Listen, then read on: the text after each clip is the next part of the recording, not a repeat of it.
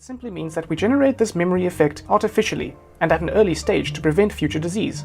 This means we inject a weakened version of pathogens, inactive pathogens, or just particular parts of pathogens into the individual we want to protect. In healthy individuals, these vaccine components activate a specific immune response, mimicking primary infection, but weak enough not to cause the development of disease symptoms. For example, the varicella or chickenpox vaccine involves injection of a weakened version of the varicella zoster virus. In healthy individuals, this weakened virus will not cause chickenpox symptoms, but it will activate an immune response. As a result, when the vaccinated individual comes across the varicella zoster virus again, for example from a person infected with chickenpox, he or she will mount a rapid memory immune response to the virus and will not develop chickenpox symptoms. By taking advantage of immunological memory in this way, vaccination prevents and controls the spread of a wide range of illnesses, including polio, smallpox, whooping cough, measles, and the seasonal influenza virus.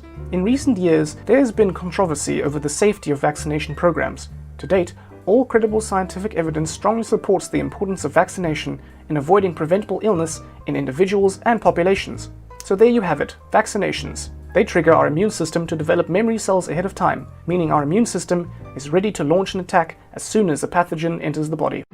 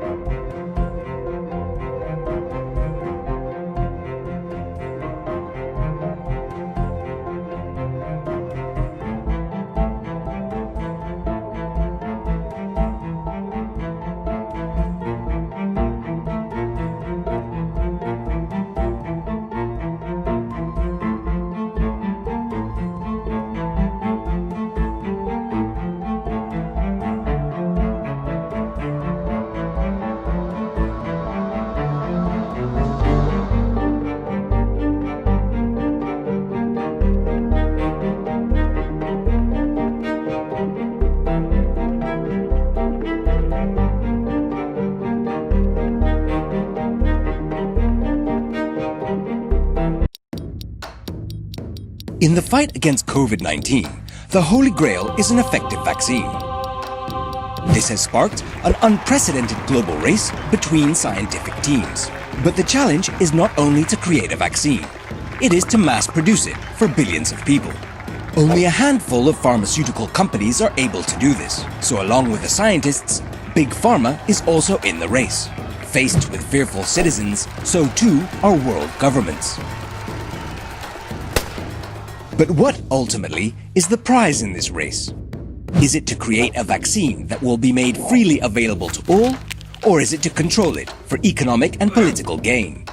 Vaccines are unattractive to the pharmaceutical industry. They require vast funding before it is even known if a vaccine will work. So Big Pharma is not interested, unless there is public funding.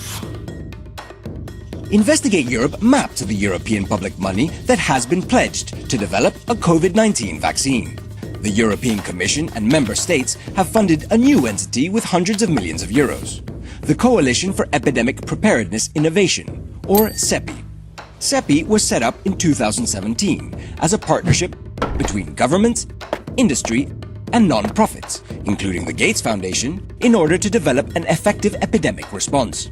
But in 2019, CEPI reversed its Access for All policy, reducing it from 13 to just 3 pages. Its CEO admitted that this happened because multinational vaccine companies expressed serious concerns. Meanwhile, at a global level, the UN's World Health Organization launched a landmark collaboration between countries, seeking to raise $8 billion in order to develop a COVID-19 vaccine that would be available to all. But the United States abstained. The US went even further, pulling all funding from the WHO, a move that made the Gates Foundation the #1 funder of the WHO. As the global crisis unfolds, a troubling new concept is emerging: vaccine nationalism. The UK has already indicated that for any vaccine created by its research teams, it will be Britain first. And many fear that President Trump and President Xi will exploit any vaccine they may control for their own political gain. Ultimately, the question is, what are we racing for? To beat the virus or each other?